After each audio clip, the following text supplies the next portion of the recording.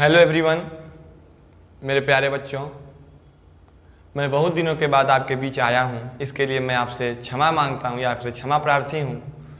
कुछ ऐसे व्यस्तम कार्यक्रम थे कि मैं आपके लिए बीच में वीडियो अपलोड नहीं कर पा रहा था, लेकिन चलिए फिर भी मैं आपके लिए वीडियो लेकर आया हूँ। आज का जो लेक्चर है बच्चों, वो geometrical isomerism in octahedral complexes और ऑप्टिकल आइसोमेरिज्म के ऊपर बेस्ड होने वाला है। तो आइए देखते हैं कि what is the meaning of geometrical isomerism in octahedral complexes. Octahedral complexes में मेरे प्यारे बच्चों ज्योमेट्रिकल आइसोमेरिज्म का क्या मतलब होता है। तो मैंने आपको पिछले लेक्चर में बताया था कि what is the meaning of geometrical isomerism. Geometrical isomerism का क्या मतलब होता है बच्चों। तो ज्योमेट्रिकल आइसोमेरिज्म का मतलब होता है कि ऐसे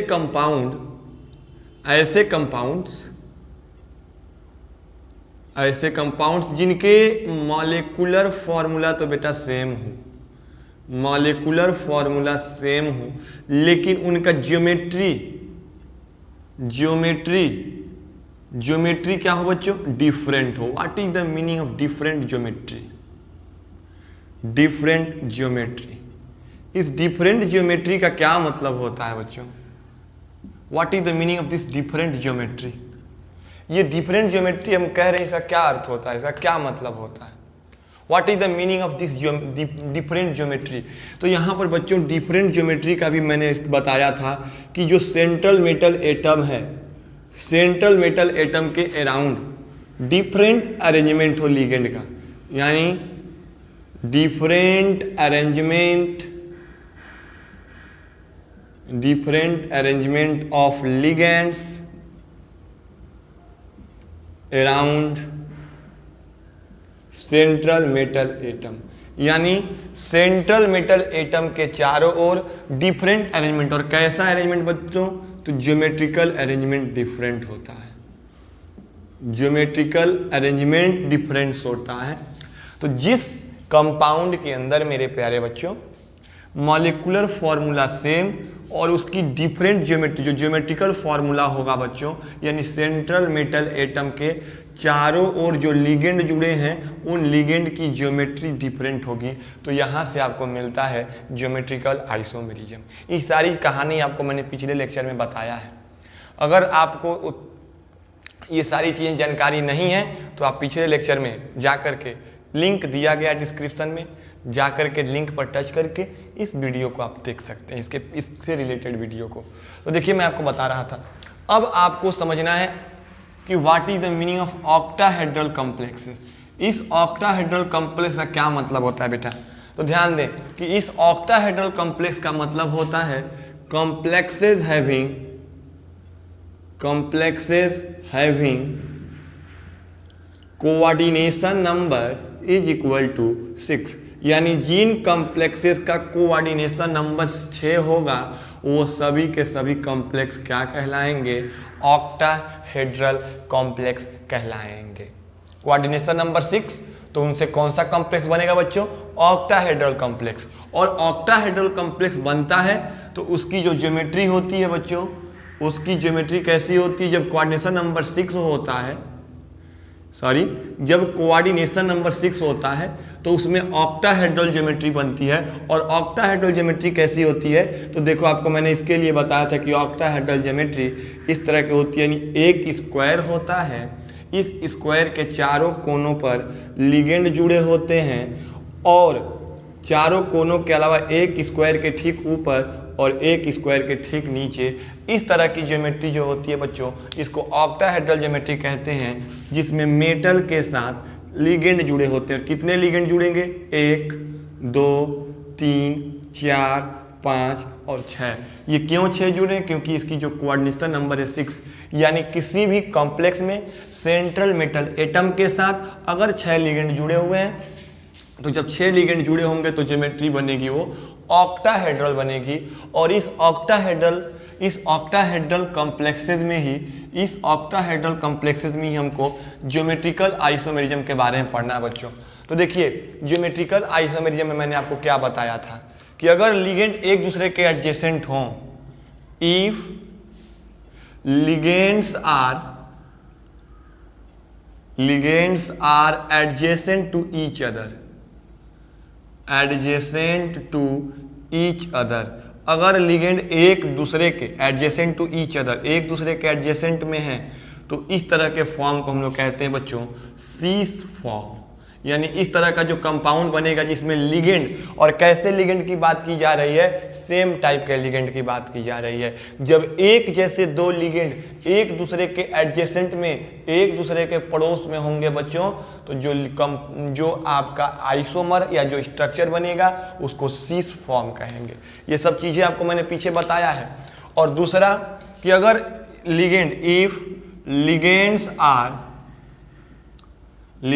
are opposite to each other, अगर लिगेंड एक दूसरे के अपोजिट में है बच्चों, तो कौन सी ज्योमेट्री बनेगी या कौन सा फॉर्म बनेगा, तो इसको कहते हैं बच्चों ट्रांसफॉर्म। और इस तरह से ही हमें अब ऑक्टाहेड्रल कॉम्प्लेक्सेस में बच्चों, इस ऑक्टाहेड्रल कॉम्प्लेक्सेस में हमें सीस और ट्रांसफॉर्म बताना है अलग अलग कॉम्प्लेक्सेस के लिए। तो आइए ऑक्टाहेड्रल कॉम्प्लेक्सेस में हम ज्योमेट्रिकल आइसोमेरिज्म को समझते हैं। ध्यान दीजिएगा, तब तक इसका स्क्रीनशॉट अगर लेना चाहो बच्चों तो इसका स्क्रीनशॉट ले सकते हो। देखिए बच्चों, अब आपको पढ़ना है geometrical isomerism octahedral complexes for different type of complex. तो जो हमारा पहला टाइप का कॉम्प्लेक्स है बच्चों, देखिए पहला जो किस टाइप का कॉम्प्लेक्सेस है, तो कॉम्प्लेक्सेस ऑफ टाइप MA4B2। पहला है कॉम्प्लेक्सेस ऑफ टाइप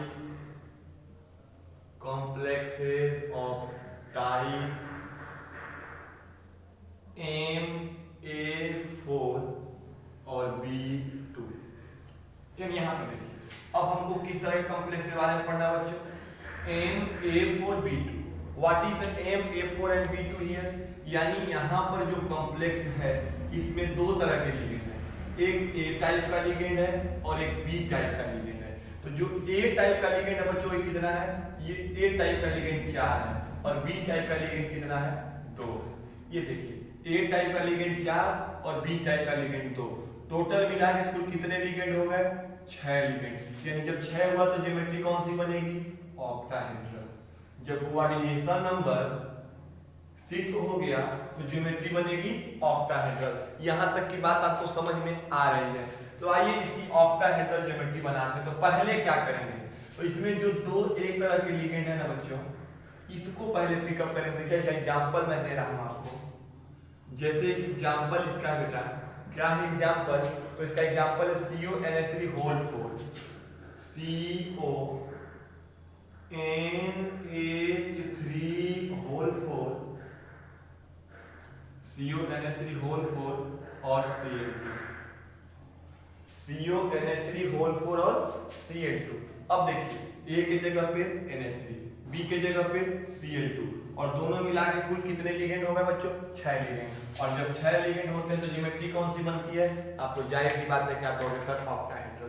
तो यहाँ पर ऑक्टाहेड्रल ज्योमेट्री कैसे बनेगी, तो देखिए ऑक्टाहेड्रल ज्योमेट्री के लिए भी मैंने आपको बताया था ना बच्चों, ये एक स्क्वायर बनाएंगे और इस स्क्वायर के 4 कॉर्नर पे लिगेंड और एक इसके ऊपर एक इसके नीचे डालेंगे। तो देखिए कैसे होगा, ध्यान से सुनिए।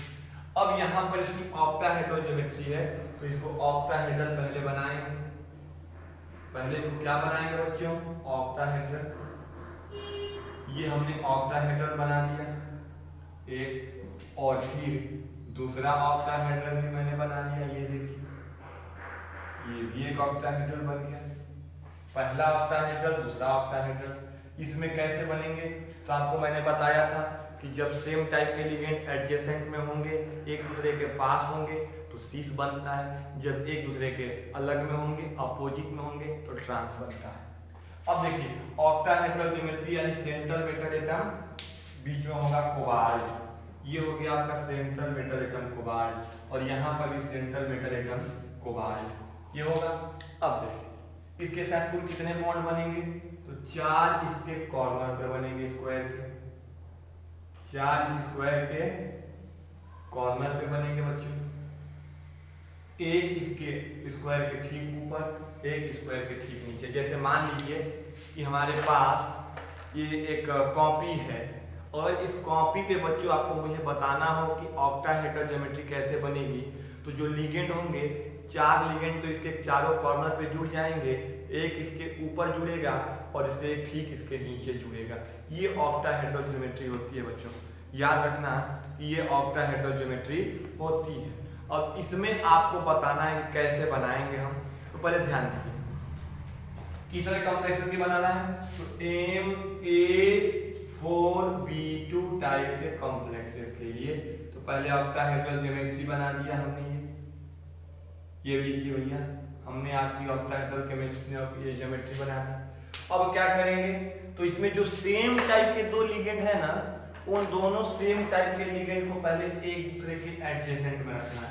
तो जैसे दो सेम टाइप के लिगेंड क्या है, क्लोरीन, तो पहले इन दोनों क्लोरीन को बच्चों एक दूसरे के एडजेसेंट में रखेंगे और फिर इन दोनों एक जैसे लिगेंड को या तो एक दूसरे के अपोजिट में यहाँ कर दीजिए या यहाँ कर दीजिए या यहाँ कर दीजिए या यहाँ कर दीजिए। मान लीजिए कि हमने यहाँ पर अपोजिट किया, क्लोरीन को यहाँ पर और क्लोरीन को यहाँ पर, और बाकी जो लिगेंड बचते हैं उनको जहाँ जगह खाली है वहां जोड़ देंगे।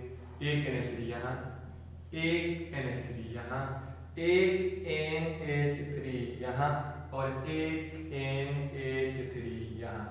और ऐसे यहाँ पर जो खाली बचा है NH3 NH3 NH3 और इधर भी NH3। अब देखिए क्या होगा कि जो सेम टाइप के बच्चों लिगेंड हैं वो जब एक दूसरे के एडजेसेंट में आएंगे, एक दूसरे के एडजेसेंट में आएंगे तो इसको हम लोग कहेंगे सीस फॉर्म। और जब एक जैसे लिगेंड एक दूसरे के अपोजिट में आएंगे बच्चों तो इसको कहेंगे ट्रांसफॉर्म।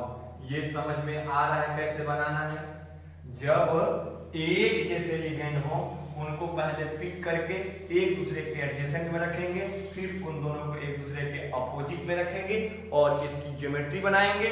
और जब एक दूसरे के एडजेसेंट में होंगे तो उसको सिस फॉर्म कहेंगे और जब एक दूसरे के अपोजिट में होंगे तो उसको ट्रांसफॉर्म कहेंगे। ये बात आपको समझ में आई। तो चलिए ये पहला टाइप का कॉम्प्लेक्स था। दूसरे टाइप का कॉम्प्लेक्स बता रहे हैं, इससे पहले इसको स्क्रीनशॉट ले लीजिए। हाँ तो बच्चों अब हमारा जो दूसरा टाइप का कॉम्प्लेक्स है, सेकेंड कॉम्प्लेक्स है, वो है कॉम्प्लेक्सेस ऑफ टाइप MAA2B2। जहां पर जो A है ना बेटा, ये A है symmetrical bidentate ligand, symmetrical bidentate ligand. ये हमारा A क्या है बेटा, ये सिमेट्रिकल डाइडेंटेट लिगेंड्स। यानी सिमेट्रिकल डाइडेंटेट लिगेंड का मतलब क्या होगा, what is the meaning of this symmetrical bidentate ligand. Bidentate मतलब लिगेंड का मतलब होगा there two donor atom. Ligand having two donor atom. किसी भी लिगेंड में बच्चों जब दो डोनर एटम होते हैं तो उसको डाइडेंटेट लिगेंड कहें। और जब दोनों डाइडेंटेट लिगेंड के जब दोनों डोनर एटम सेम होंगे, जो दो डोनर एटम हो अगर सेम होते हैं तो हम लोग उसको कहते हैं कि सिमेट्रिकल डाइडेंटेट लिगेंड। जैसे एग्जांपल है सिमेट्रिकल डाइडेंटेट लिगेंड का EN का मतलब एथेन 1,2 डाइएमीन, एथेन 1,2 डाइएमीन। ये क्या हो गया, एथेन 1,2 डाइएमीन। इसका कैसे बनेगा स्ट्रक्चर, तो NH2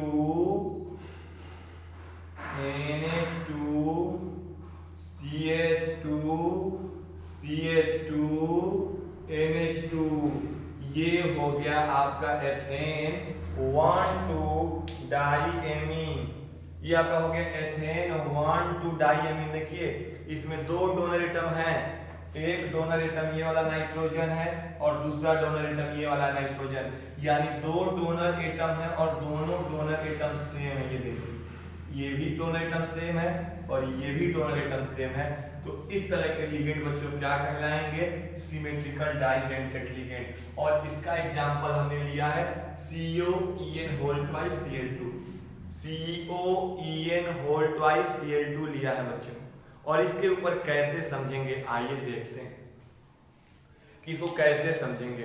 तो ध्यान देने वाली बात है बच्चों कि यहाँ पर जो EN है वो कैसा लिगेंड है, जो EN है बच्चों कैसा लिगेंड है, तो जो EN है वो आपका एक डाइडेंटेड लिगेंड है। और कैसा डाइडेंटेड लिगेंड है, तो सिमेट्रिकल डाइडेंटेड लिगेंड है। तो इसको कैसे बनाएंगे देखिए, अब यहाँ पर चूंकि ये हो गया दो जगह से जुड़ेगा, तो दो और दो जगह से जुड़ेगा एक, तो कितने हैं दो, तो दो और दो चार, चार और दो टोटल 6 हो गए, तो 6 हो गए तो ज्योमेट्री ऑक्टाहेड्रल बनेगी। यहाँ पर भी वही काम करेंगे कि जो दो सेम टाइप के लिगेंड है उनको एक बार एक दूसरे के एडजेसेंट में और एक बार एक दूसरे के अपोजिट में जोड़ करके आइसोमर बनाएंगे। जैसे देखिए ये पहला बना रहा हूं, ये आपका octahedral geometry, central metal atom cobalt, इसके साथ कुल कितने बॉन्ड बने बच्चों, तो इसके साथ कुल बॉन्ड बने हैं 6, 1 2 3 4 5 और 6, कुल 6 लिगेंड बने। और जब 6 लिगेंड बने हैं बच्चों, तो इसमें जो सेम टाइप के दो लिगेंड हैं एक बार इनको एक दूसरे के एडजेसेंट में जोड़ दे। जैसे एक क्लोरीन यहाँ जोड़ दिया तो एक क्लोरीन यहाँ जोड़ दिया। अब बाकी जो EN बचा इसको जहां खाली है दो जगहों से जुड़ेगा एक EN, वैसे ही यहाँ पर एक EN दो जगहों से जुड़ेगा, ये हमने जोड़ दिया। और जब दूसरा क्या होगा कि जो सेम टाइप के लिगेंड हैं उनको एक दूसरे के अपोजिट में जोड़ दें। सेंट्रल मेटल एटम कोबाल्ट, इसके साथ 6 बॉन्ड, ये हमने 6 बॉन्ड बना दिया, ये आपका 6 बॉन्ड हो गया बच्चों। अब यहाँ पर जो सेम टाइप के दो लिगेंड थे, सेम टाइप के लिगेंड था बच्चों क्लोरीन, तो जब इस क्लोरीन को एक दूसरे के अपोजिट में जोड़ दिए और जो बाकी जगह खाली बचा यहाँ पर डाइडेंटेड लिगेंड को जोड़ दिए, तो ये जो आइसोमर बना। अब यहाँ पर देखिए ये लिगेंड एक दूसरे के एथेन एक दूसरे के अपोजिट में और क्लोरीन एक दूसरे के अपोजिट में, यहाँ पर भी क्लोरीन एक दूसरे के एडजेसेंट में है। और जब क्लोरीन एक दूसरे के अपोजिट से एडजेसेंट में है बच्चों, तो यहाँ पर सेम टाइप के लिगेंड एक जैसे लिगेंड दोनों एक दूसरे के एडजेसेंट में हैं। और जब एक जैसे लिगेंड एक दूसरे के एडजेसेंट में होते हैं तो कौन सा फॉर्म बनता है, आप सबको पता है कि ये सीस फॉर्म बनता है। और जब एक जैसे लिगेंड एक दूसरे के अपोजिट में होते हैं तो इसको क्या कहते हैं बच्चों, ट्रांसफॉर्म कहते हैं। ये दोनों बातें आपको समझ में आई। तो ये था आपका दूसरा टाइप का कॉम्प्लेक्स कि जब सेम टाइप के लिगेंड कोई पिक करेंगे और उसको एक बार एक दूसरे के एडजेसेंट में और एक बार एक दूसरे के अपोजिट में रख करके जो बनाएंगे, तो जब एडजेसेंट में रख के बनाएंगे तो ये सीस फॉर्म बनता है, और जब अपोजिट में रख के बनाते हैं तो ये ट्रांसफॉर्म बनता है। ये आपके दूसरे टाइप का था। अब आइए तीसरे टाइप का पढ़ते हैं जो कॉम्प्लेक्स आइसोमेरिज्म, ज्योमेट्रिकल आइसोमेरिज्म, उसमें तीसरा टाइप पढ़ते हैं। तो जब तीसरे टाइप पर चलने से पहले इसका आप स्क्रीनशॉट ले लीजिए। मेरे प्यारे बच्चों, अब जो आपका जो तीसरा है वो तीसरा है complexes of type MAA3 type, यानी MAA3। फिर यहाँ पर A क्या है आपको फिर पता चल गया कि जो A है ये फिर से आपके लिए सिमेट्रिकल डाइडेंटेड लिगेंड है। और अभी बताया है कि सिमेट्रिकल डाइडेंटेड लिगेंड क्या होते हैं कि जिसमें दो डोनर एटम और दोनों डोनर एटम सेम हो, दो डोनर एटम और दोनों डोनर एटम सेम हो। जैसे इसका पहले फिर एग्जांपल दिए थे, ethane 1 2 diamine EN NH2 CH2 NH2, ये डाइडेंटेड लिगेंड, ये भी डाइडेंटेड, ये दोनों दो डोनर एटम और दोनों सेम, तो सिमेट्रिकल डाइडेंटेड लिगेंड। और जब इसी तरह के सिमेट्रिकल डाइडेंटेड लिगेंड बच्चों, जब सिमेट्रिकल डाइडेंटेड लिगेंड तीन जुड़े हो तो एक दो जगह से जुड़ रहा है, एक जो है दो जगह से जुड़ रहा है, तो तीन कितने जगह से जुड़ेंगे, 6 जगह से। और जब 6 होगा तो कोऑर्डिनेशन नंबर हो जाएगा 6, और कोऑर्डिनेशन नंबर 6 होता है तो ज्योमेट्री कौन सी बनती है, ऑक्टाहेड्रल बनती है। ये बात आपको पता है। अब इसमें कैसे बनाएंगे, तो जैसे कि यहाँ पर देखिए, यहाँ पर फिर हम एक ऑक्टाहेड्रल बनाएंगे और इस ऑक्टाहेड्रल को थोड़ा बड़ा बनाते हैं। इस ऑक्टाहेड्रल के चारों कॉर्नर पर और एक उसके परपेंडिकुलर ऊपर और एक परपेंडिकुलर नीचे सेंट्रल मेटल एटम के साथ बॉन्ड बनाएंगे। ये देखिए, यही तो ऑक्टाहेड्रल ज्योमेट्री है। अब यहाँ पर क्या होगा बच्चों, सेंट्रल मेटल एटम आपका, जैसे मान लीजिए एग्जांपल लिया हमने, जैसे इसका एग्जांपल लिया, ध्यान दीजिएगा, एग्जाम्पल ले लिया यही COEN का होल थ्राइस। अब देखो यहाँ पर सेंट्रल मेटल एटम आपका क्या है, यहाँ पर सेंट्रल मेटल एटम है बच्चों कोबाल्ट। इसके साथ कितने EN जुड़े हैं, 3। एक EN इधर को जुड़ा है, एक EN इधर को जुड़ा है और एक EN इधर को जुड़ा है।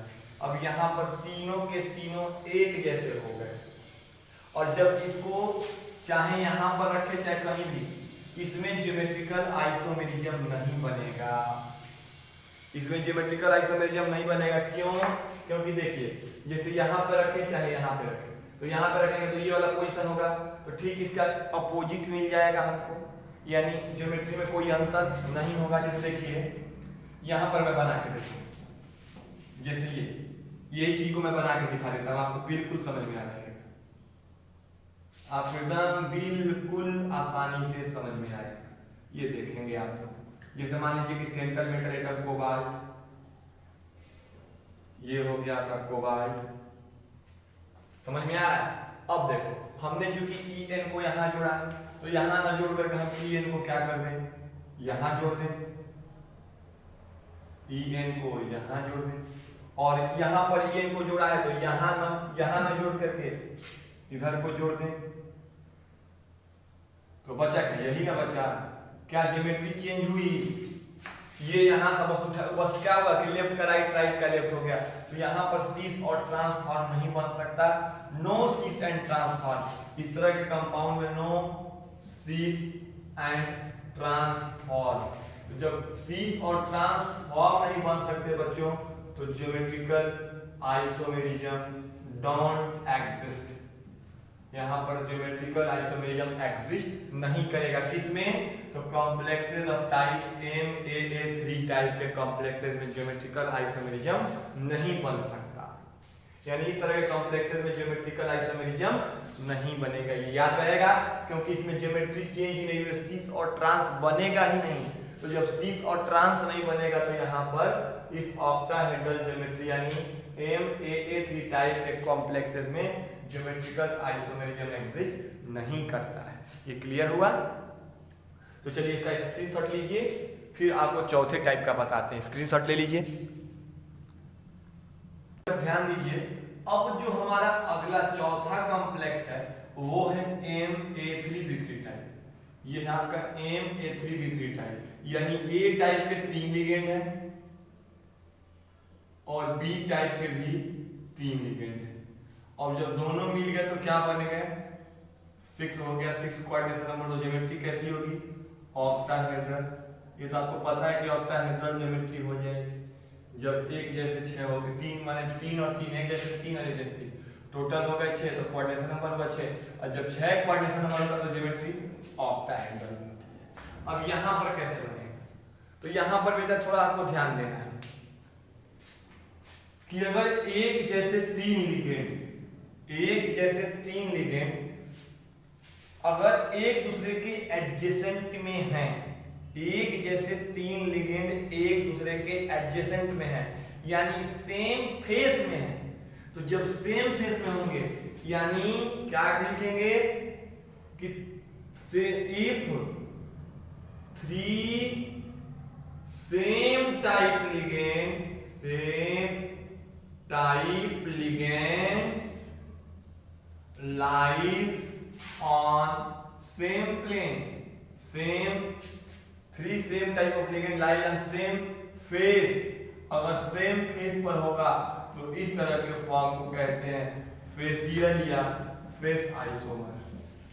समझ में आएगा, अभी बताऊंगा तो। और अगर if 3 same ligand, if 3 same type ligand अगर 3 जैसे कहाँ हो, अगर lie on same equatorial plane, equatorial plane पर, अगर इक्वेटोरियल प्लेन पर हो तो इसको मेरिडोनियल आइसोमर कहते हैं, मेरिडोनियल या मर आइसोमर कहते हैं। समझिए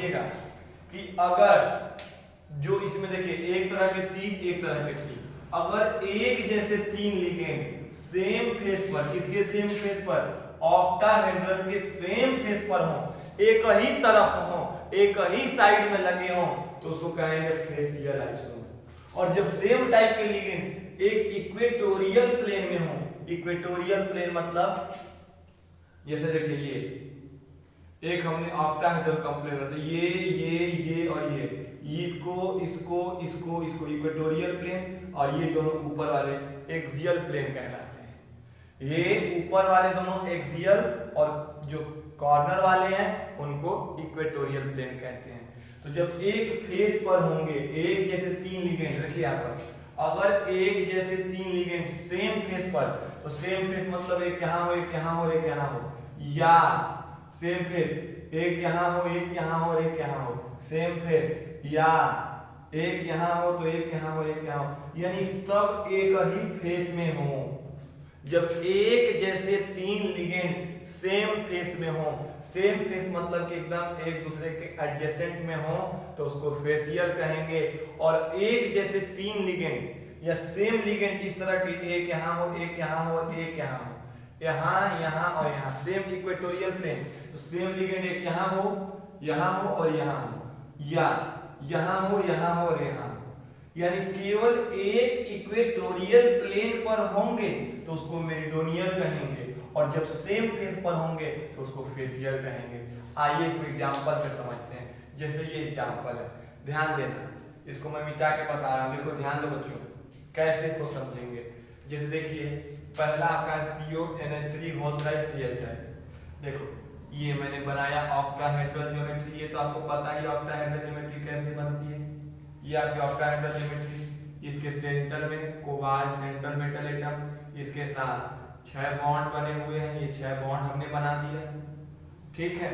अब देखो इसमें जो सेम टाइप के लिगेंड हैं तीन, जैसे मान लो क्लोरीन को ले ले, अब ये तीनों क्लोरीन बेटा एक ही फेस पर हो, यानी एक फेस पर एक यहाँ हो, एक यहाँ हो और एक यहाँ हो। जब एक ही फेस पर होंगे तो इसको हम लोग फेसियल कहेंगे। और जब एक जैसे तीन लिगेंड बच्चों, एक जैसे तीन लिगेंड एक इक्वेटोरियल प्लेन में हो, एक इक्वेटोरियल प्लेन में बोले तो कि जैसे एक लिगेंड यहाँ हो तो दूसरा यहाँ हो और तीसरा अब यहाँ ना हो, क्योंकि इक्वेटोरियल नहीं है, एक्सियल है। कहाँ आ जाए? इक्वेटोरियल पर। देखिए जो आपका ऑक्टाहेड्रल ज्योमेट्री बनता है तो जो इसके ऊपर और जो इसके नीचे वाला जो बॉन्ड बनता है इसको एक्सियल बॉन्ड कहते हैं, और किनारे वाले जो 4 बॉन्ड बनते हैं उनको इक्वेटोरियल बॉन्ड कहते हैं। तो सेम इक्वेटोरियल फेस पर हो, सेम इक्वेटोरियल प्लेन पर, यानी एक क्लोरीन यहाँ हो तो दूसरा इस दूसरे वाले इक्वेटोरियल प्लेन पर हो, और तीसरा वाला यहाँ एक्सियल पर ना करके यहाँ के इक्वेटोरियल पर आए, और बाकी जो बचा क्या 3 क्लोरीन जोड़ दिए हैं, तो इस यहाँ पर तीनों क्लोरीन जब एक यानी सेम टाइप के लिगेंड एक इक्वेटोरियल प्लेन पर आते हो तो उनको मेरिडोनियल या मर आइसोमर कहते हैं। और जब एक जैसे लिगेंड एक फेस पर आ जाते हैं, एक ही फलक पर एक ही तरफ आ जाते हैं, तो इस तरह के आइसोमर को हम लोग फेसियल आइसोमर कहते हैं। ये बातें आपको समझ में आ रही हैं? तो देखिए यहाँ पर एक चीज बता दूं, ये क्लोरीन यहाँ पर जुड़ गया तो बचा क्या? बस 3 NH3 बचा है, तो बाकी के जो 3 NH3 बचे हैं बच्चों उसको यहाँ पर ऐसे जोड़ देंगे। ये NH3, यहाँ NH3 और यहाँ एक NH3। अब देखिए एक जैसे तीनों एक फेस पर हो गए, सेम ट्रायंगुलर फेस पर हो गए, सेम ट्रायंगुलर फेस देखिए मिलाएंगे तो ट्रायंगल का निर्माण होगा, इसको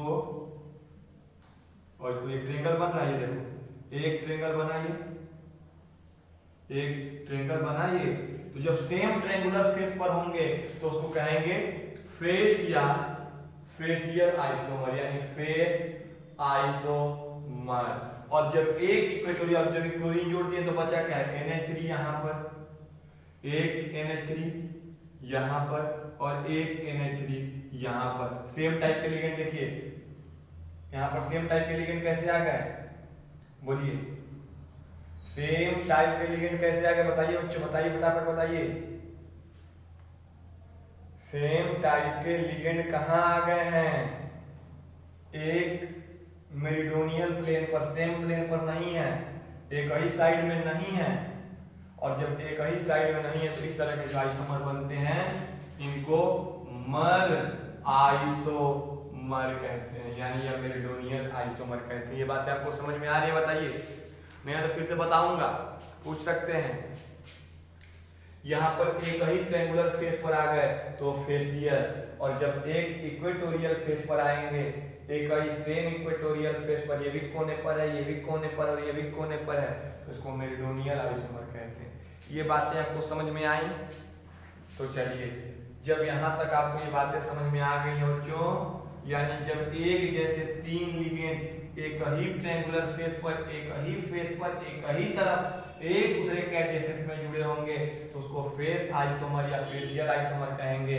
और जब एक इक्वेटोरियल प्लेन पर तीनों के तीनों एक सेम इक्वेटर पर जुड़े होंगे तो उसको मेरिडोनियल आइसोमर या मर आइसोमर कहते हैं। तो इस तरह से आपका ऑक्टाहेड्रल कॉम्प्लेक्सेस में जो थी ज्योमेट्रिकल आइसोमेरिज्म आपका खत्म हुआ। अब आपको पढ़ना है ज्योमेट्रिकल आइसोमेरिज्म के बाद जो पढ़ना वो है आपका ऑप्टिकल आइसोमेरिज्म।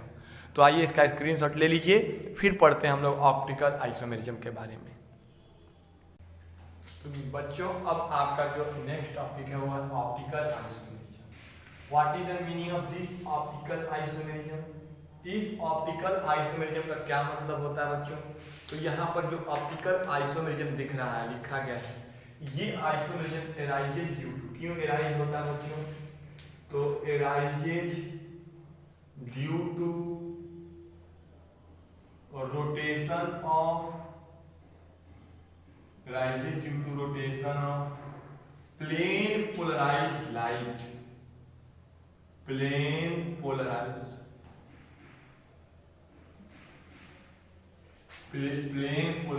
light, जो आइसोमेरिज्म क्यों एराइज हो, क्यों उत्पन्न हो, क्यों आते हो, क्यों बनते हो? तो किसके कारण बनते हो? तो रोटेशन, रोटेशन मतलब घुमाने से, जैसे रोटेट करें, पकड़े हैं इसको घुमा रहे तो रोटेट कर रहे हैं, ड्यू टू द रोटेशन। अब किसके रोटेशन से? तो प्लेन पोलराइज लाइट। अब आपके सामने एक बहुत बड़ी विकट स्थिति खड़ी हो गई कि what is the meaning of this plane polarise light, कि सर इस प्लेन पोलराइज लाइट का क्या मतलब होता है? तो बेटा, ये प्लेन पोलराइज लाइट एक स्पेशल टाइप की लाइट होती है, स्पेशल टाइप ऑफ लाइट। कैसी स्पेशल टाइप की लाइट होती है? तो आइए देखते हैं कि किस तरह की लाइट होती है। जैसे मान लीजिए कि आपके घर में जो बल्ब हो या जो सोर्स हो लाइट का, वो लाइट का सोर्स जो लाइट इमिट करता है या जो लाइट देता है वो आपकी सिंपल लाइट कही जाती है। या यूँ कहें कि जो सन के द्वारा जो लाइट मिलती है हमको, वो सन की रे भी आपकी सिंपल रे होती है, सिंपल लाइट होती है। सिंपल लाइट मतलब इस लाइट के जो पार्टिकल होते हैं vibrate in all possible direction, जितने पॉसिबल डायरेक्शन हो सकते हैं उन सभी पॉसिबल डायरेक्शन में इसके रेडिएशन बच्चों वाइब्रेट करते हैं। इसके जो मॉलिक्यूल है या पार्टिकल है, इस रेडिएशन के पार्टिकल या इस लाइट के पार्टिकल हर डायरेक्शन में वाइब्रेट करते रहते हैं। कहने का क्या तात्पर्य है कि अगर आपके कमरे में बल्ब जल रही है तो उस कमरे के अंदर जलने वाली बल्ब क्या केवल उस कमरे में आप ही को लाइट देती है कि इस पूरे कमरे को लाइट देती है? यानी वो बल्ब जो है पूरे कमरे में लाइट को क्या करता है बच्चों? फैलाता है, स्कैटर्ड करता है। वो उसके जो पार्टिकल है हर डायरेक्शन में वाइब्रेट करते हैं, हर डायरेक्शन में मूव करते हैं। तो इस तरह की जो लाइट होती है बच्चों, ये आपकी सिंपल लाइट कहलाती है, इसको कहते हैं सिंपल लाइट। और जब इस सिंपल लाइट को बच्चों, जब इस सिंपल लाइट को हम लोग कनाडा बल्सम नामक या कनाडा बल्सम से जोड़ करके एक प्रिज्म बनाते हैं जिसको निकोल प्रिज्म बता रहे हैं क्या होता है। देखिए, जब इस सिंपल लाइट को बच्चों निकोल प्रिज्म से हम लोग गुजार देते हैं, किस प्रिज्म से गुजार देते हैं? Nicol prism. यानी दो प्रिज्मों को आपस में एक ग्लू होता है, जिस ग्लू का नाम होता है बच्चों Canada balsam.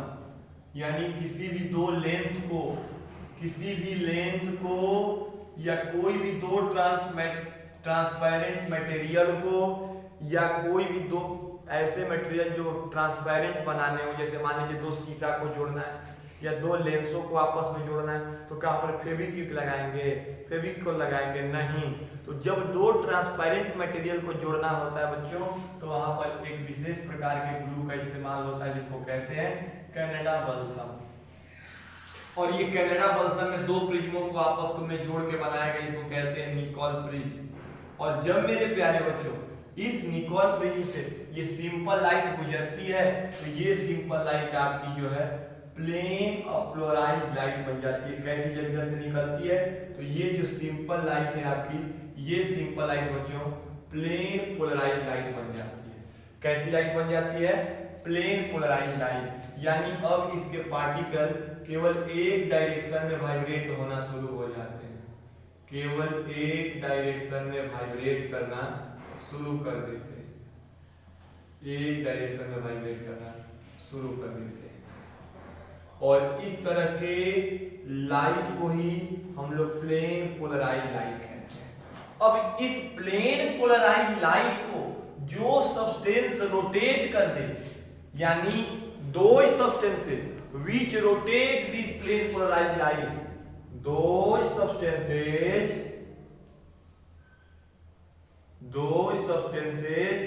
which can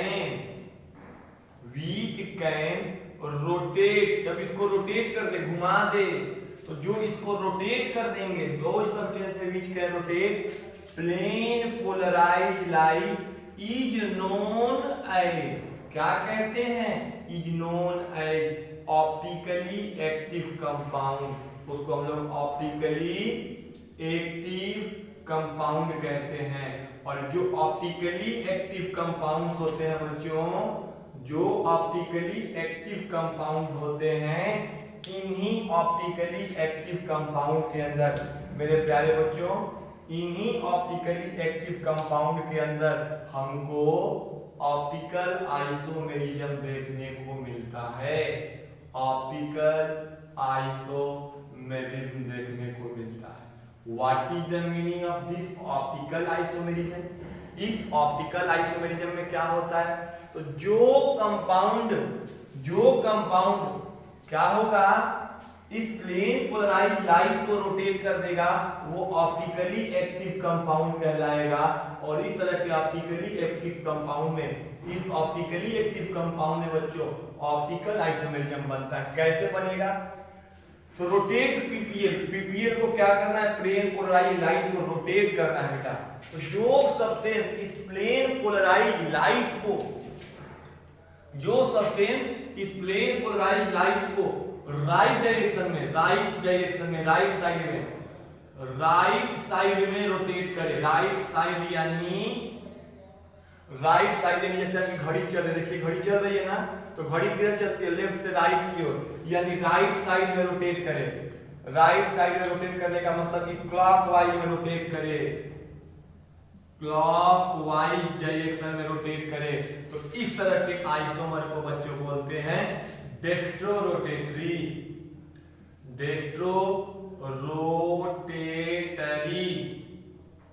isomer. डेक्ट्रोरोटेटरी isomer का मतलब डी आइसोमर। क्या कहते हैं इसको?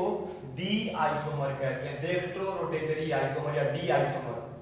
और जो प्लेन पोलराइज्ड लाइट को लेफ्ट साइड में रोटेट कर दे, लेफ्ट साइड में मतलब एंटी क्लॉकवाइज, यानी क्लॉक के विपरीत में रोटेट कर दे, क्लॉक के विपरीत में रोटेट कर दे। तो जब एंटी क्लॉकवाइज रोटेट कर देता है बेटा, तो इसको क्या कहते हैं? तो इस तरह के आइसोमर को कहते हैं लीवोरोटेटरी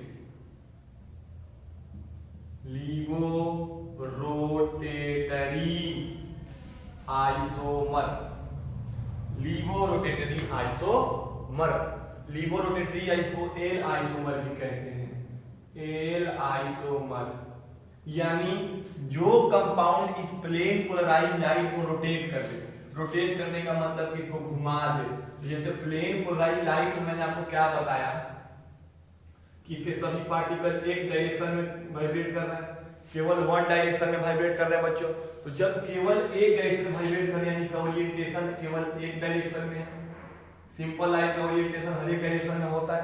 तो यहाँ पर देखिए जब इस प्लेन पोलराइज लाइट की बात करेंगे तो जो कंपोनेंट या जो कंपाउंड इस प्लेन पोलराइज लाइट को किधर रोटेट करते हैं, रोटेट टुवर्ड राइट। राइट मतलब इसको इधर इस तरह से झुका दें, राइट साइड की ओर रोटेट कर दें।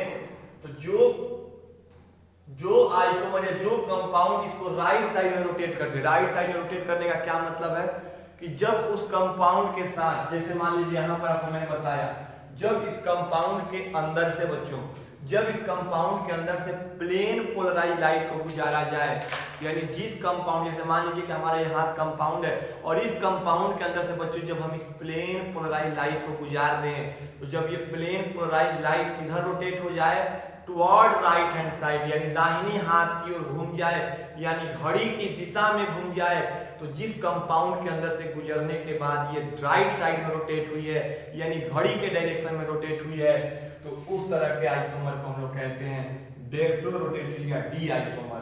और अगर उसी कंपाउंड का सेम मॉलिक्यूलर फार्मूला का कंपाउंड है और उस सेम मॉलिक्यूलर फार्मूला के कंपाउंड के अंदर से बच्चों अगर इस प्लेन पोलराइज लाइट को पास करा दिए और इसके अंदर से पास होने के बाद ये लाइट अगर लेफ्ट साइड में रोटेट हो गई, यानी घड़ी के विपरीत दिशा में रोटेट हो गई, तो उसको हम लोग कहते हैं लिबोरोटेटरी या एल आइसोमर।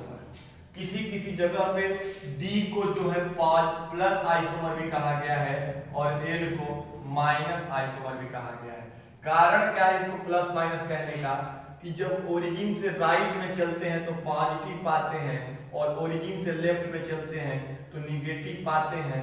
तो जो इसको लेफ्ट में रोटेट करेगा उसको माइनस आइसोमर या एल आइसोमर कहेंगे और जो राइट साइड में रोटेट करेगा उसको प्लस आइसोमर या डेक्ट्रो आइसोमर या डेक्ट्रो रोटेटरी आइसोमर कहेंगे।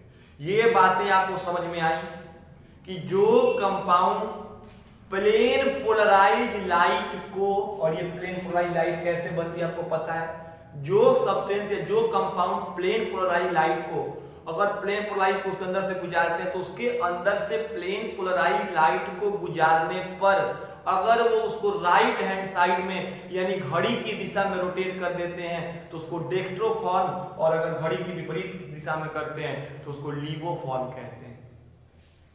और अगर किसी कंपाउंड का एक डेक्ट्रो फॉर्म लें, यानी सेम कंपाउंड को लें और सेम कंपाउंड में अगर एक लीबो है और उसी कंपाउंड का एक कुछ फॉर्म है जो डेक्ट्रो है, तो ये पेयर ऑफ डेक्ट्रो एंड लीबो रोटेटरी, यानी एक लीबो रोटेटरी आइसोमर और एक डेक्ट्रो रोटेटरी आइसोमर जब दोनों एक साथ मिल जाते हैं या दोनों को एक साथ रखते हैं तो उसको हम लोग कहते हैं पेयर ऑफ इनेंसियोमर।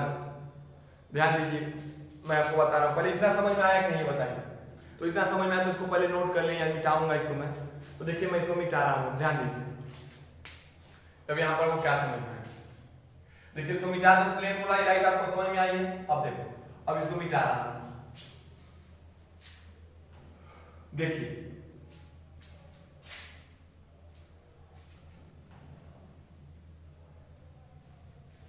ध्यान देना। जैसे देखो अगर एक आइसोमर हमने लिया, एक जैसे मान लीजिए ये आइसोमर लिया, ये आइसोमर आपका है डेक्ट्रो रोटेटरी, ये डेक्ट्रो है, और एक आइसोमर लिया ये आपका लीबो रोटेटरी, ये लीबो है। तो ये एक लीबो और एक डेक्ट्रो, यानी एक लीबो रोटेटरी और एक डेक्ट्रो रोटेटरी, ये दोनों जब साथ होंगे तो ये दोनों एक दूसरे के इनेंसियोमर कहे जाएंगे। Enantiomer, what is the meaning of this enantiomer बच्चों? इस इनेंसियोमर का क्या मतलब होता है? तो a pair of D and L isomer. Enantiomer का मतलब a pair of D and L isomer, एक डी और एक एल के आइसोमर को एक साथ हम लोग क्या कहते हैं बच्चों? एक साथ उसको हम लोग इनेंसियोमर की पदवी देते हैं। अब आपको यहाँ पर एक चीज पता चला कि व्हाट इज ऑप्टिकल आइसोमर्स। तो जो कंपाउंड ऑप्टिकली एक्टिव होंगे, यानी ऑप्टिकली एक्टिव का मतलब कि प्लेन पोलराइज लाइट को रोटेट करने की टेंडेंसी रखते हो, तो उस तरह के आइसोमर को, उस तरह के कंपाउंड को ऑप्टिकली एक्टिव कंपाउंड कहते हैं। और ऑप्टिकली एक्टिव कंपाउंड के अंदर मेरे प्यारे बच्चों ऑप्टिकल आइसोमेरिज्म शो होता है। और ऑप्टिकल आइसोमेरिज्म कैसे शो होता है? तो जो कंपाउंड उस प्लेन पोलराइज लाइट को राइट हैंड साइड में रोटेट कर दे उसको डेक्स्ट्रो, और जो लेफ्ट हैंड साइड में रोटेट कर दे उसको लेबो रोटेटरी कहते हैं। और एक पेयर ऑफ डेक्स्ट्रो एंड लेबो रोटेटरी होंगे, यानी one pair of dextro and लेबो रोटेटरी को हम लोग कहते हैं इनेंसियोमर। क्या कहते हैं? इनेंसियोमर। ये बात आपको समझ में आई? तो अब आइए देखते हैं कि ऑप्टिकल आइसोमेरिज्म कब बनते हैं और कैसे बनते हैं। तो पहले इसका स्क्रीनशॉट ले लीजिए, फिर आगे चलते हैं। देखिए बच्चों, अब हम आपको बताने जा रहे हैं condition necessary for optical isomerism, यानी ऑप्टिकल आइसोमेरिज्म के लिए कौन कौन से जरूरी तथ्य आवश्यक है, यानी ऑप्टिकल आइसोमेरिज्म कब बनेगा। तो पहला इसका कंडीशन है, पहला कंडीशन क्या है कि the molecule must be chiral, the molecule must be chiral, must be chiral.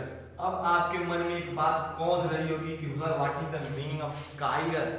तो कायरल का मतलब होता है कि ऐसे कंपाउंड जिनका non superimposable mirror image हो, non superimposable mirror image, non superimposable mirror image, यानी जो मिरर इमेज बने वो एक दूसरे पर सुपर इम्पोज ना हो सके। सुपर इम्पोज होने का क्या मतलब है कि जैसे देखिए यहां पर एक मैंने ए लिखा और एक बी लिखा, और जब इसका भी मिरर में और इसका भी मिरर में, दोनों का मिरर में इमेज बनाया तो ये ए का ए ही रह गया, लेकिन बी का जो है ऐसा हो गया। यानी जिस कंपाउंड के अंदर इस तरह का कंडीशन मिलेगा, यानी मिरर इमेज को उठा करके ऑब्जेक्ट पर रखें, इस मिरर इमेज को उठा के इसमें रखें तो इसको पूरी तरह से ढक देगा, तो जो सुपर इम्पोज हो जाए उनके अंदर ऑप्टिकल आइसोमेरिज्म शो नहीं हो सकता बच्चों, उनके अंदर ऑप्टिकल आइसोमेरिज्म शो नहीं होगा। यानी जिन मॉलिक्यूल के पास सुपर इम्पोजेबल मिरर इमेज होंगे उनके अंदर ऑप्टिकल आइसोमेरिज्म शो नहीं होगा, यानी वो ऑप्टिकली इनएक्टिव होंगे, ऑप्टिकली इनएक्टिव होंगे। और जैसे यहां पर देखिए इस बी को उठा करके इस बी पे रखेंगे तो ये वाला बी इसको ढक पाएगा? आपका सीधा सा आंसर होगा कि नो सर, ढक नहीं पाएगा। तो यानी नॉन सुपर इम्पोजेबल है, और नॉन सुपर इम्पोज मतलब ढक देना, इम्पोज माने रख देना, उस पे उठा करके रखने पर अगर ढक देगा तो सुपर इम्पोजेबल होगा, और जब सुपर इम्पोजेबल होगा तो ऑप्टिकली इनएक्टिव होगा, और जब ऑप्टिकली इनएक्टिव होगा तो उसके अंदर ऑप्टिकल आइसोमेरिज्म शो नहीं हो सकता। ये बात आपको समझ में आई? और दूसरा देखिए ये बी और ये बी उठा करके इसको रखेंगे तो इसको सुपर इम्पोज नहीं कर पाएगा, ये नॉन सुपर इम्पोजेबल है। और जब नॉन सुपर इम्पोजेबल है बच्चों, तो नॉन सुपर इम्पोजेबल है तो ये ऑप्टिकली एक्टिव है, और जब ऑप्टिकली एक्टिव है तो ऑप्टिकल आइसोमेरिज्म शो करेगा। यानी सबसे पहली बात कि the molecule must be chiral.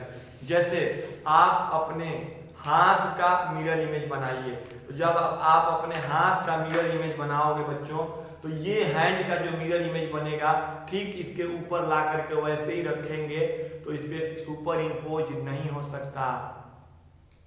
जब सुपर इम्पोज यानी जो आपका अंगूठा इधर लेफ्ट में है तो उसमें हो जाएगा राइट में, और उस इधर राइट में तो उसमें मिरर इमेज में लेफ्ट में हो जाएगा। तो ये आपका हैंड भी क्या है? नॉन कायरल या ए कायरल, यानी सुपर नॉन सुपर इम्पोजेबल है, तो इसके ऑप्टिकल एक्टिव आइसोमर बनेंगे। समझ में आया? बोलिए, कोई दिक्कत इसमें? अब ये लेफ्ट हैंड जो है, ये लेफ्ट हैंड आपके ऊपर इसको ले आके इस पे रखेंगे तो ये दोनों एक दूसरे पर सुपर इम्पोज हो जाए। देखिए ये दोनों एक दूसरे पर सुपर इम्पोज हो जाए, तो ये क्या होगा? सुपर इम्पोज होगा तो ये ऑप्टिकली इनएक्टिव होगा। लेकिन इसका मिरर इमेज बनाए तो जैसे उसको उठा करके लाएंगे तो इस पे सुपर इम्पोज नहीं हो सकता, यानी जब सुपर इम्पोज नहीं होगा तो ऑप्टिकली एक्टिव होगा, और जो ऑप्टिकली एक्टिव होगा वही ऑप्टिकल आइसोमेरिज्म शो करेगा। ये पहला कंडीशन था। और दूसरा कंडीशन होगा कि molecule don't have plane of symmetry, molecules don't have plane of symmetry, plane of symmetry. Plane of symmetry का मतलब उसको काटने पर बराबर दो भागों में न बढ़ना, यानी अगर उसे एक प्लेन को डाले, जैसे मान लीजिए यहाँ पर बी में प्लेन डालेंगे तो क्या ये बी दो भाग में बटेगी? नहीं बट सकती, लेकिन इस ए में डालेंगे तो बराबर दो भागों में बट जाएगा।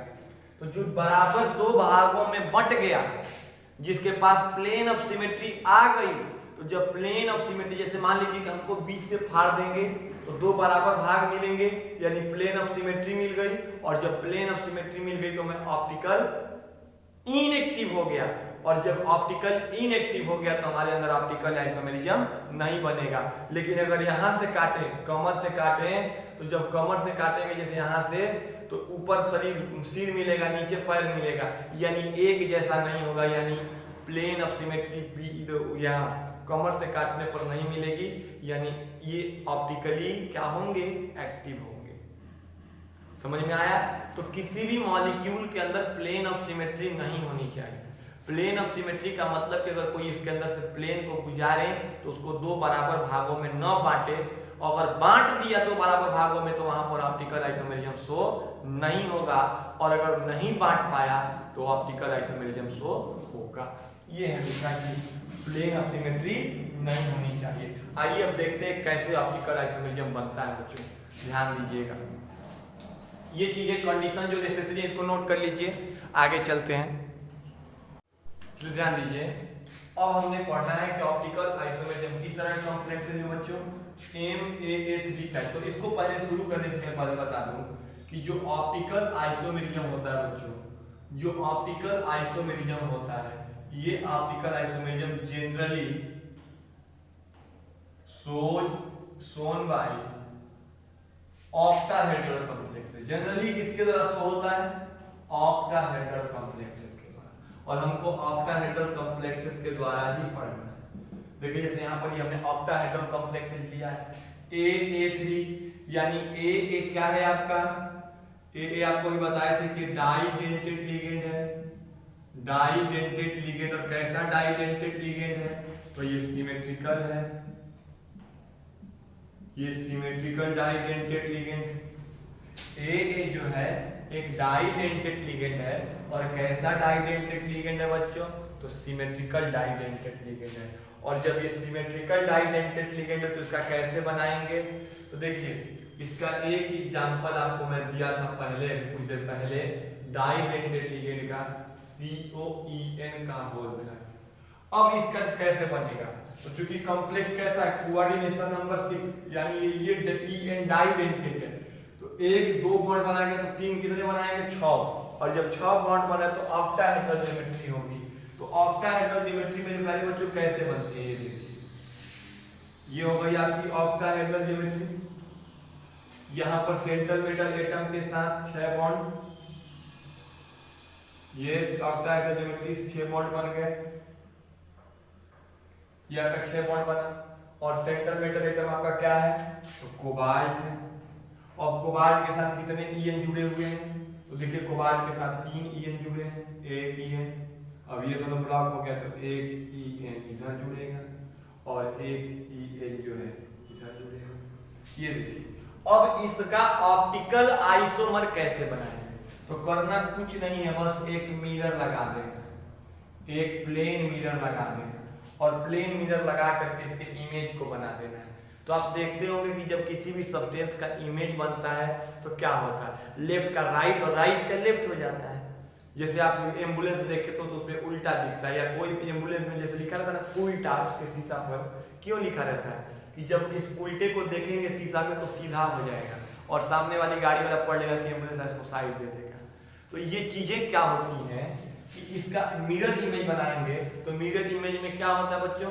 लेफ्ट का राइट और राइट का लेफ्ट हो जाता है। तो यहाँ पर भी क्या होगा, तो राइट का लेफ्ट और लेफ्ट का राइट हो जाएगा। कैसे, तो देखिए कैसे, ये हो गया आपका, ये हुआ। अब यहाँ पर देखिए सेंट्रल मेटल एटम आपका कोबाल्ट, कोबाल्ट के साथ कुल कितने बॉन्ड बने हुए हैं, तो यहाँ पर कोबाल्ट के साथ आपके कुल 6 बॉन्ड बने हुए हैं। अब क्या है कि पहले ये दोनों ये लेफ्ट सॉरी राइट में जुड़े हैं, देखिए राइट में, तो इसमें जब मिरर इमेज लगाएंगे तो किसमें पर जुड़ जाएंगे, ये लेफ्ट में जुड़ जाएंगे। और यहाँ पर भी दोनों कहाँ चले जाएंगे, इधर दोनों, ये दोनों लेफ्ट में चले जाएंगे। और ये इधर लेफ्ट में जुड़ा तो किधर चला जाएगा मिरर इमेज में, तो ये आपका हो जाएगा राइट में। और जब ये दोनों एक दूसरे के मिरर इमेज बन गए बच्चों, तो यही दोनों कहलाएंगे D and L form, dextro and laevo form. और जब डेक्ट्रो और लिबो फॉर्म आपस में मिलते हैं तो इसको इनेंसियोमर कहते हैं। और एक चीज और बता दें कि जब डी और एल फॉर्म को बराबर के रेशियो में, यानी इक्वल रेशियो, जैसे मान लीजिए 1:1 रेशियो या 2:2 रेशियो या 3:3 रेशियो, यानी हमेशा 1:1 के रेशियो में, यानी बराबर के रेशियो में जब मिलाएंगे, जब डी और एल फॉर्म को बराबर के रेशियो में मिलाएंगे तो जो मिक्सचर बनेगा वो मिक्सचर आपका कहलाता है रेशमिक मिक्सचर। रेशमिक मिक्सचर अगर पूछता है कोई व्हाट इज रेशमिक मिक्सचर, तो आप क्या बताओगे कि equimolar mixture of D and L form, यानी एक बराबर डी और एल फॉर्म के मिक्सचर को हम लोग क्या कहते हैं, रेशमिक मिक्सचर। और ये रेशमिक मिक्सचर क्या होते हैं, तो ये ऑप्टिकली इनएक्टिव होते हैं। ऑप्टिकली इनएक्टिव, क्यों ऑप्टिकली इनएक्टिव होते हैं,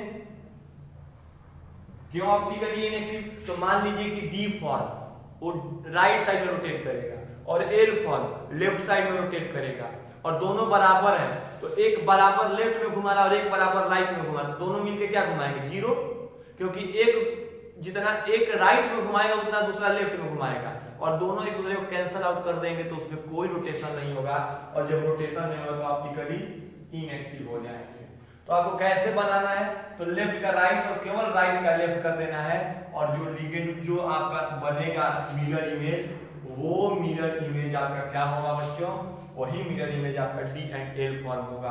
अब देखिए इसको अगर हम बांटने की कोशिश करें, यहाँ से प्लेन डालें इसके बीच से, तो क्या दो इक्वल पार्ट में डिवाइड हो सकता है, कभी नहीं होगा। इधर 2 ईएन मिलेंगे तो इधर 1 ईएन, यहाँ से काटेंगे तो इधर 1 ईएन और इधर 1 ईएन मिलेगा, इधर 2 ईएन, इधर 2 ईएन और इधर 1 ईएन मिलेगा, तो इसको प्लेन ऑफ सिमेट्री नहीं है। ये दोनों मिरर इमेज एक दूसरे पर सुपर इम्पोजेबल इसको उठा के इसके ऊपर रखेंगे तो इसको ढक नहीं पाएगा, ये non superimposable mirror image है, तो ये ऑप्टिकली एक्टिव है, और ऑप्टिकली एक्टिव है तो ये ऑप्टिकल आइसोमेरिज्म डी और एल फॉर्म शो करेगा। ये तो एक टाइप होगा। इसका दूसरा टाइप आइए देखते हैं, इसको इसका स्क्रीनशॉट लेना चाहो तो ले सकते हो।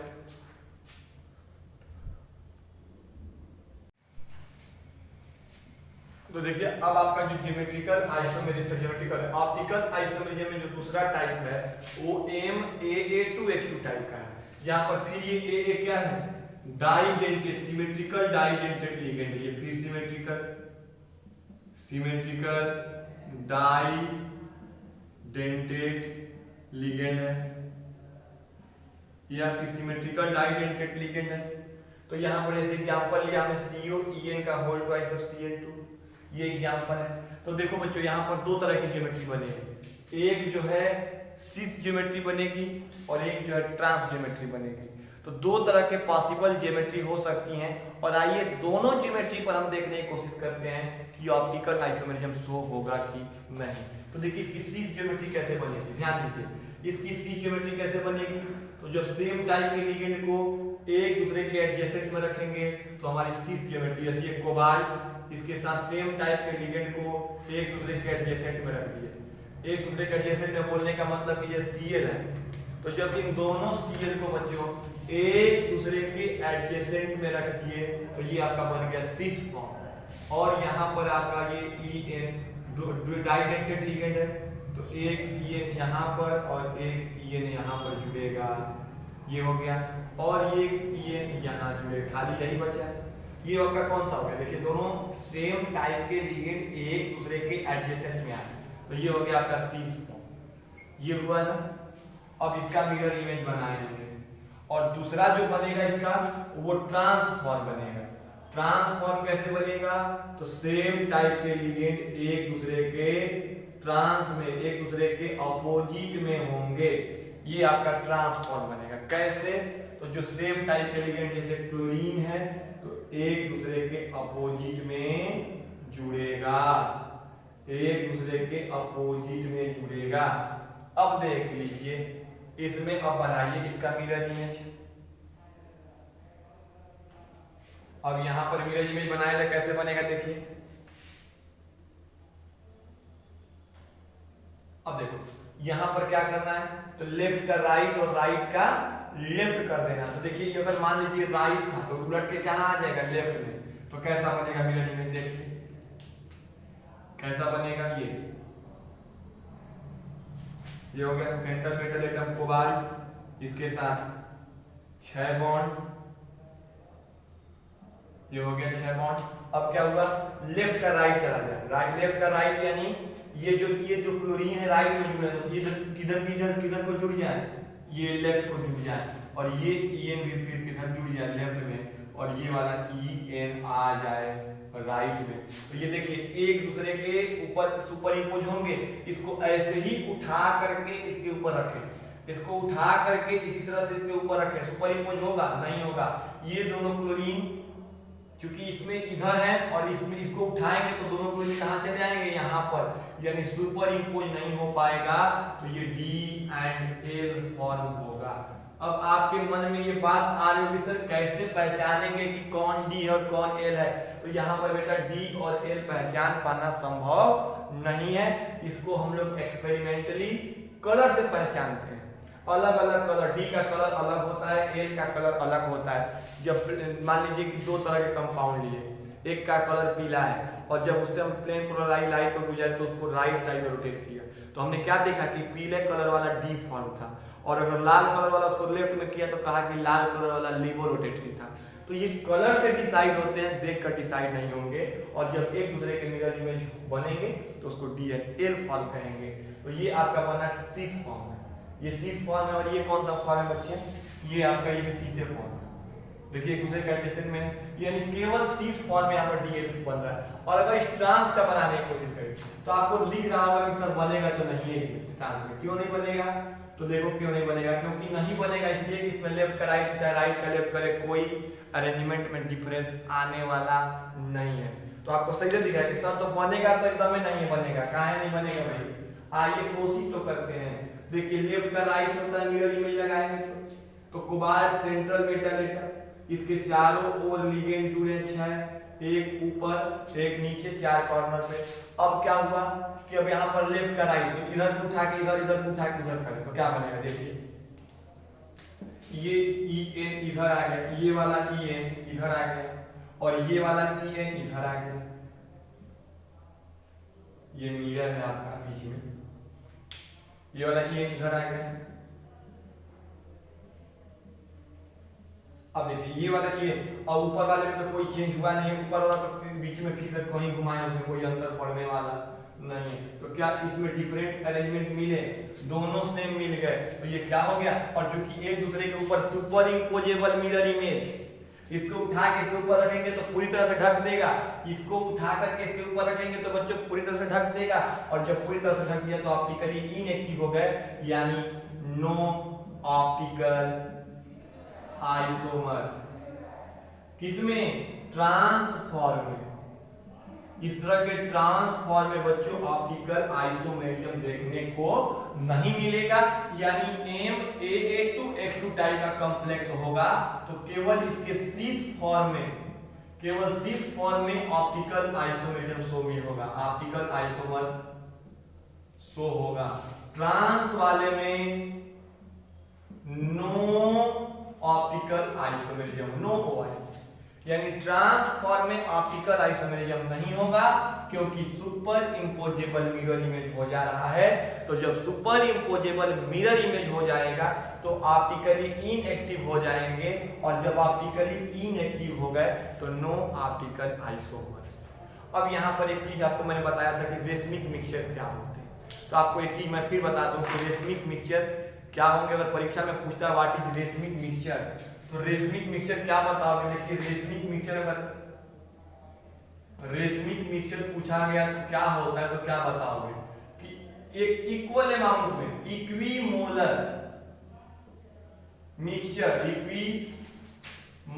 Mixture of D and L form, यानी डी और एल फॉर्म को एक बराबर अमाउंट में, डी और एल फॉर्म को बच्चों एक बराबर अमाउंट में मिला देंगे, एक बराबर अमाउंट में मिला देंगे और जो मिक्सचर बनेगा वो रेशमिक मिक्सचर होगा। और जितने भी रेशमिक मिक्सचर होते हैं सब ऑप्टिकली इनएक्टिव होते हैं। ऑप्टिकली इनएक्टिव का मतलब कि उनके अंदर कोई ऑप्टिकल आइसोमेरिज्म शो नहीं होगा, किसी भी तरह से प्लेन पोलराइज्ड लाइट को रोटेट नहीं करेंगे। क्यों? क्योंकि अगर मान लीजिए कि डी वाला उसको राइट में रोटेट करेगा तो एल वाला लेफ्ट में, तो नेट रोटेशन जीरो, और दोनों बराबर है तो जीरो होगा, और जीरो हो जाएगा तो इस तरह के मिक्सचर को हम लोग कहते हैं रेशमिक मिक्सचर। तो इस तरह से आपका geometrical isomerism in octahedral complex है और ऑप्टिकल आइसोमेरिज्म समाप्त हुआ। अब इस चैप्टर में केवल एक टॉपिक बची हुई है बच्चों, उसका भी लेक्चर जल्दी आपके बीच में मैं लेकर आऊंगा और वो लेक्चर होगा वैलेंस बॉन्ड थ्योरी से। तो मेरे प्यारे बच्चों, आज के लेक्चर के लिए इतना ही रहने देते हैं, फिर आपसे अगले लेक्चर में वैलेंस बॉन्ड थ्योरी के साथ मुलाकात होगी। तो तब तक के लिए आप हमको इजाजत दीजिए। जय हिंद, जय भारत। और आज टीचर डे भी है, तो आप सभी प्यारे प्यारे बच्चों को happy teacher day. Thank you बेटा, आपसे विदा लेते हैं। जय हिंद, जय भारत, बाय बाय।